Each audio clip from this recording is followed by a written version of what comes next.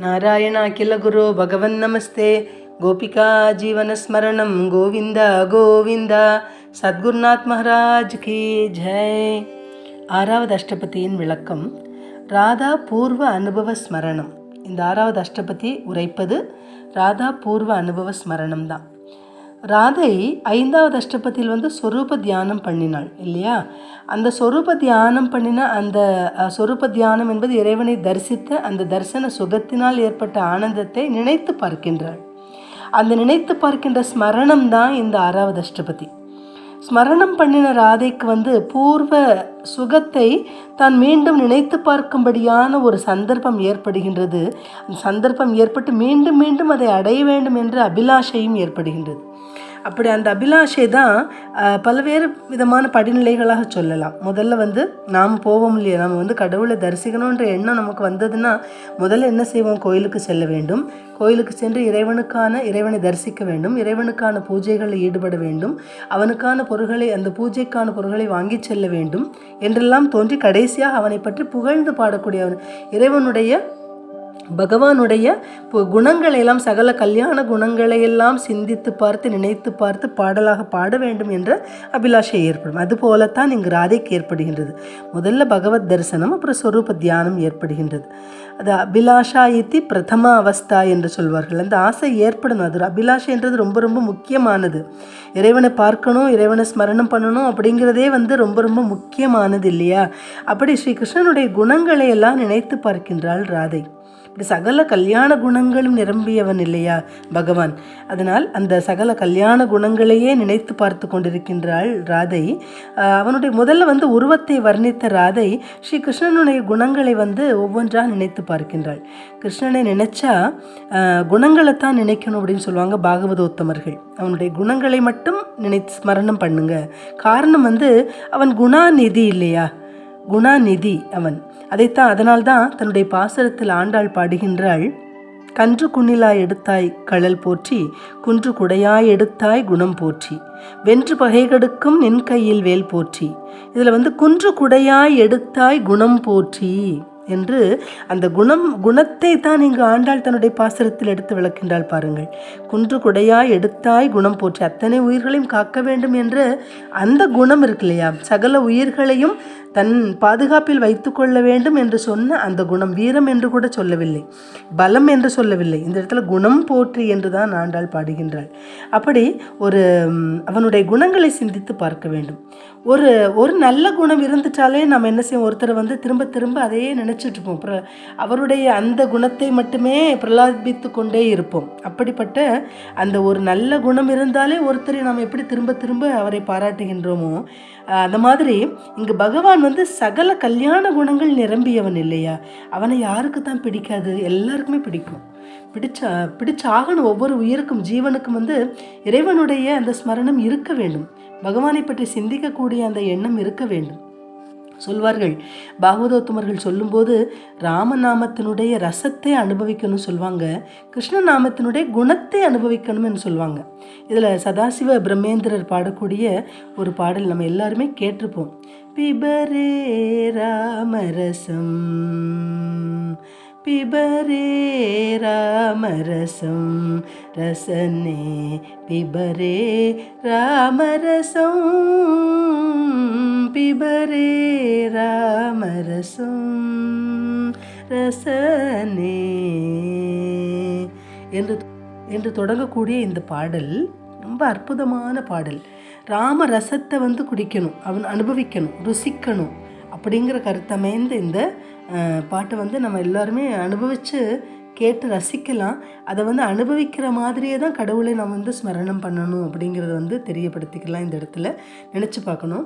அந்த மாதிரி இவனுடைய பகவானுடைய ஸ்ரீ கிருஷ்ணனுடைய கல்யாண குணங்களை நினைத்து பார்க்க வேண்டும். அந்த ராமநாமத்தினுடைய ரசத்தை அனுபவிக்க வேண்டும், கிருஷ்ண நாமத்தினுடைய குணத்தை அனுபவிக்க வேண்டும் என்று பாகவதோத்தமர்கள் சொல்லக்கூடிய அந்த கூற்றை இந்த இடத்துல சிந்தித்து பார்ப்பது நல்லது. உத்கண்டிதா என்ற நாயகி அவஸ்தையில் ராதை இந்த ஸ்லோகங்களை சொல்வது போல் அமைந்திருக்கின்றது. அப்படி அமைத்திருக்கின்றார் ஸ்ரீ ஜெயதேவர். எந்தவித பலனிலும் நாட்டம் இல்லாமல் தன்னையே பகவானிடம் ஆத்ம சமர்ப்பணம் செய்வதுதான் பிரேம லட்சணம். உத்தம நாயகிக்கு தன்னுடைய நாயகனிடம் எந்த ஒரு தோஷமும் தெரியாது, குற்றம் குறைகள் எதுவுமே தெரியாது. அதற்கு பதிலாக அவனுடைய நல்ல குணங்களை மட்டும்தான் சிந்தித்து பார்ப்பதாக அமைந்திருக்கும். அதனால் முன் அஷ்டபதியில் தான் இல்லாமல் ஸ்ரீ கிருஷ்ணன் ராசலீலையை ஆரம்பித்து விடுகின்றான். இப்படி ஆரம்பித்த காரணத்தினால் தான் உதாசீனப்படுத்தப்பட்டோம், பரிகாசத்திற்கு ஆட்பட்டோம் என்று இருந்தாலும் கூட பகவானிடம் ராதைக்கு கோபமே வரவில்லை. மாறாக ஹரிஸ்மரணமும் அவனுடைய குணங்கள் மட்டும்தான், குணச்சிந்தனம் தான் அவளுக்கு ஏற்படுகின்றது. இதுதான் பிரேம லட்சணம். ஒரு பகவானிடம் எந்த அளவுக்கு பிரேமை கொண்டிருக்கின்றாளோ, பிரேம பக்தி உடையவளாக இருக்கின்றாளோ ராதை, அதைத்தான் இங்கு எடுத்துரைக்கின்றது இந்த ஸ்லோகங்கள் எல்லாமே. பகவானுடன் சேர்வதற்கு ஜீவாத்மாவாகிய ராதை சக்கி என்ற சத்குருநாதனை நாடுகின்றாள். அதனால தான் முதல் ஸ்லோகத்தில் நிபுத்த நிகுஞ்ச கிருகம் கதையா நிஷி ரகசிய நிலீய வசந்தம் சகித விலோகித சகல திஷா ரதி ரபச வசேன ஹசந்தம் சகிஹே கேஷி மதன முதாரம் ரமயமயா சக மதன மனோரத பாவிதயா சவிகாரம் என்று வரக்கூடிய இந்த முதல் ஸ்லோகம். ஹே சகி, ஹே சகியே, தோழியே, உதாரம் சவிகாரம். உதாரம்னா ஔதாரிய குணம், உதார குணம், மிக உயர்ந்த குணங்கள், மேன்மையான குணம் உடையவனும், சவிகாரம் அப்படின்னு சொன்னால் மன்மத விலாசத்தால் ஏற்படக்கூடிய பல்வேறு சின்னங்களுடன் கூடியவனும், கேஷி மதனம் என்றால் கேஷி என்ற அரக்கனை அழித்தவனும், மதன மனோரத பாவித்தையா, மதனன்னா மன்மதன், அந்த மன்மத லீலையில் ஆசை கொண்டவனாக இருக்கக்கூடிய, ஆசை கொண்ட மயாசக, ஆசை கொண்ட என்னோடு கூடி ரமய விளையாடச் செய்வாயாக, என்னுடன் கூடி விளையாடச் செய்வாயாக என்று தோழியாகிய அந்த சத்குருநாதனை வேண்டுகின்றாய். நிபுத்த நிகுஞ்ச கிருகம் அப்படின்னா ஏகாந்தமான கொடிவீடு, அந்த தனித்துவமான ஒரு கொடிவீட்டை கதையா அடைந்தவளும், சகித விலோகித, அதாவது சகித விலோகித சகல திஷா, பயத்தோடு எல்லா திசைகளையும் மிரண்டு பார்ப்பவளாகிய என்னை, நிஷி என்றால் இருளில், ரொம்ப இருளில் உட்கார்ந்துட்டுருக்கான். ஒரு அதாவது ஒரு கொடி வீட்டில் அமர்ந்திருக்கின்றான் கிருஷ்ணன். இருளோடு இருளாக அவனுடைய நிறமும் இருக்கின்றது. கிருஷ்ணன் அமர்ந்திருப்பது ராதைக்கு தெரியலை. அதனால் இவள் கிருஷ்ணன் மறைந்து ஒரு இடத்தில் மறைந்து இருளில் அமர்ந்திருக்கின்றான். தன்னை மறைத்து யாரும் பார்க்க முடியாதபடி மறைந்து இருந்து கொண்டு சிங்கார லீலைகளில் வேட்கை கொண்டவனாக இருக்கக்கூடிய அந்த கிருஷ்ணன், அவன் ஹசந்தம்னா சிரிக்கக்கூடிய அந்த கிருஷ்ணனை நான் அவனை தேடி போகிறேன், அவன் எங்கே அமர்ந்திருக்கின்றான் என்று தெரியவில்லை, அந்த கிருஷ்ணனை என்னோடு விளையாடச் செய்வாயா என்று கேட்கின்றான். அப்படி கேட்பதாக இந்த முதல் ஸ்லோகம் அமைந்திருக்கின்றது. சகல திஷா நிஷி ரகசி, யாரும் பார்க்காதபடி, நிலீய மறைந்து கொண்டு, வசந்தம் மறைந்திருந்து கொண்டு, ரத்தி ரபச வசேன அப்படின்னா சிருங்கார லீலைகள் வேட்கை கொண்டவனாகிய ஹசந்தம் சிரிக்கக்கூடிய அந்த கிருஷ்ணனை என்னோடு விளையாடச் செய். மயாசக அப்படின்னு சொன்னால் என்னோடு விளையாடச் செய்வாயாக. கேஷி மதனம் ரமய மயாசக அப்படின்னு சொன்னால் அந்த கேஷியை மதனம் செய்த அந்த கிருஷ்ணனை என்னோடு விளையாடச் செய்வாயாக என்று தோழியிடம் கேட்பது போல பாடியிருக்கின்றாள் இங்கே ராதை, கூறுகின்றாள் ராதை. இரண்டாவது ஸ்லோகம். பிரதம சமாகம லஜ்ஜிதையா பட்டு சாட்டு சதை அனுகூலம் மிருது மதுரஸ்மித பாஷிதையா சிதிலீகிருத்த ஜகன துகூலம். பிரதம சமாகம, முதல்ல கூடுவதனால் ஏற்படக்கூடிய லஜ்ஜிதையா அப்படின்னா வெட்கத்தினால், பிரதம சமாகம, பிரதமனா முதல்ல, சமாகம சேர்வதனால் கூடுவதனால் ஏற்படக்கூடிய அந்த வெட்கத்தினால, மிருது மதுரஸ்மித பாஷிதையா, மிருதுவான மதுரமான, ஸ்மிதன புன்சிரிப்போடு, பாஷிதையா பேசக்கூடிய என்னோடு, பட்டு சாட்டு சதைகி அனுகூலம் அழகாகவும் அந்த சமத்காரமாக அதே நேரத்தில் அனுகூலமாகவும் பேசி என்னுடைய வெட்கத்தை போக்குபவனும், சித்திலீகிருத்த ஜகன துகூலம் என்னுடைய இடை வஸ்திரத்தை நழுவும்படியாக செய்யக்கூடியவனும், துகூலம் என்றால் புடவை, அந்த புடவை நழுவும்படியாக செய்பவனுமாகிய ஸ்ரீ கிருஷ்ணனை மயாசக என்னோடு விளையாடச் செய்வாயாக, ரமய மயாசக என்னுடன் விளையாடச் செய்வாயாக என்று கேட்கின்றாள். இங்கு சఖியாகிய சத்குருநாதனை வேண்டுவதன் காரணம் என்ன அப்படின்னு சொன்னால், இந்த ஜீவாத்மாவாகிய ராதை என்னோடு சேர்த்து வையுங்களேன் அப்படின்னு சொல்லிட்டு தன்னுடைய தோழியிடம் சொல்லுகின்றாள். எப்பொழுதுமே நாம் இறைவனிடம் நேரடியாக சென்று செல்வதை, நம்முடைய பிரார்த்தனை வைப்பதை காட்டிலும் குருவின் மூலமாக செல்லுகின்ற பொழுது மிக விரைவாக அந்த செயலானது நிறைவுறும். அதனால்தான் நம்ம என்ன செய்ய குருவை நாடுகின்றோம். அதனால்தான் இங்கேயும் ராதை தன்னுடைய சத்குருநாதனாக நினைக்கின்ற அந்த சக்கியை வேண்டுகின்றாள், என்னோடு சேர்த்து வைக்கிறியா அப்படின்னு சொல்லிட்டு. அடுத்ததான ஸ்லோகம் 3வது ஸ்லோகம். கிசலய சயன நிவேஷிதயா சிரம் உரசி மமைவ சயானம் கிருத பரிரம்பன சும்பனையா பரிரப்ய கிருதாதர பானம். கிருத்த அதரபானம் பிரிச்சுக்கணும். கிருத்த அதரபானம். அதாவது கிசலையன இளந்தளிர்களால் ஆன ஒரு படுக்கை, அந்த சயனம் படுக்கை. அந்த சயனத்தில் நிவேஷிதையா, அதன் மேலே நான் படுத்திருந்தேன். என்னோடு சேர்ந்து படுத்திருந்தவன் யாருன்னா ஸ்ரீ கிருஷ்ணன். நிவேஷிதையா கிடத்தப்பட்டவளான மமைவ உரசி என்னோடு சேர்ந்து சிரம் சயானம், அவனும் என்ன செய்ய ஸ்ரீ கிருஷ்ணனும் படுத்திருந்தான். பரிரம்பன கிருத ஆலிங்கனம் செய்து கொண்டும், பரிரப்ய தழுவி, சும்பனையா முத்தமிட்டும், அதே நேரத்தில் அதரபானம் செய்து கொண்டும் இருந்த அந்த ஸ்ரீ கிருஷ்ணனை என்று கூறுகின்ற பொழுது, அந்த அதரபானம் செய்பவனுமாகி அந்த கிருஷ்ணனை என்னோடு விளையாடச் செய்வாயாக. இதில் ரசிகப்பிரியா என்ற நூலில் வியாக்கியானம் பண்ணியிருப்போம். 8 விதமான நிலைகளை, ரத்தியினுடைய 8 விதமான நிலைகளை சொல்லியிருப்பார்கள். அந்த மாதிரி தான் இங்கும் நடைபெற்றது அப்படிங்கிற மாதிரி இந்த அஷ்டபதியில் சொல்கிறாங்க. இதில் 1-2 ஸ்லோகங்களுக்கு, சரணங்களுக்கு மட்டும்தான் நம்ம விளக்கம் சொல்லலாமே ஒழிய, அதற்கு மேல் விளக்கம் சொல்ல முடியாத ரகசியமான விஷயங்கள் நிரம்பியவை இந்த 6வது அஷ்டபதி. இந்த 8 விதமான ரத்தியினுடைய நிலைகள் என்ன அப்படின்னு சொல்லி பார்த்தா, ஆஸ்லேஷ சும்பனம் நகதானம் ரமிஷ்டாகாதம் க்ஷேபணம் பிரகரணம் கண்டசப்தம் பதாக்கியம் பந்தாக்கியம் என்று சொல்லக்கூடிய 8 விதமான நிலைகள். அந்த 8 விதமான நிலைகள் ரசிகப்பிரியா என்ற வியாக்கியானத்தில் அது ரசிகப்பிரியாவினுடைய வியாக்கியானத்தில் சொல்லப்பட்டது. இந்த நிலைகள் எல்லாமே இடம்பெறக்கூடியதான ஒரு அஷ்டபதி தான் இந்த அஷ்டபதி. அப்படி தன்னோட விளையாடு செய்யும்படியாக கேட்கின்றாள் ராதை. 4வது ஸ்லோகத்தினுடைய கருத்து என்ன அப்படின்னு பார்த்தா, அலச நிமீலித லோச்சனையா புலகாவலி லலித கபோலம் ஸ்ரமஜல சகல கலேபரையா வர மதன மதாத் அதிலோலம். அலைகின்றதும் களைப்பின் காரணமாக சிறிது மூடப்பட்ட கண்களை உடைய வியர்வையோடு கூடிய என்னுடைய முழு சரீரத்துடன் கூடிய என்னோடு மயிர்கூச்செறியும் அழகிய கன்னத்தை உடைய கிருஷ்ணனானவன் என்னோடு விளையாட வேண்டும், அந்த கிருஷ்ணனை என்னோடு விளையாடச் செய்வாயாக என்று கேட்கின்றாள் ராதை. அடுத்ததான ஸ்லோகம். கலரவ கூஜிதயா ஜித மனசிஜ தந்திர விசாரம் ஸ்ரத குசுமா குல குந்தளயா நக லிக்கித கணஸ்தனபாரம். கோக்கில கலரவ கூஜிதையா, குயிலை போன்று இனிய கானம் செய்யும் ஸ்லத குசுமாகுல குந்தளையா, என்னுடைய கூந்தலில் சூடிய புஷ்பமானது சிதறும்படியாக அவிழ்ந்த கூந்தலோடு இருக்கக்கூடிய என்னுடன் ஸ்ரீ கிருஷ்ணனை விளையாடச் செய்வாயாக என்பது 5வது ஸ்லோகத்தினுடைய கருத்து. 6வது ஸ்லோகம். சரண ரணிதமணி நூப்புரையா பரிபூரித்த சுரத்த விதானம் முகர விஸ்ருங்கல மேகலையா சகஜ கிரக சும்பனதானம்.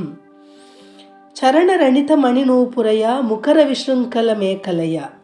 சரணரணித்த மணி நூப்புரையா அப்படின்னா, சரணம் தன்னுடைய பாதத்தில் அணிந்திருக்கக்கூடிய, ரணித்தம்னு ஒலிக்கக்கூடிய, கால்களில் ஒலிக்கக்கூடிய மணி நூபுரம், மணிகளாலான நூபுரமாகிய தண்டை, அதாவது சிலம்பு.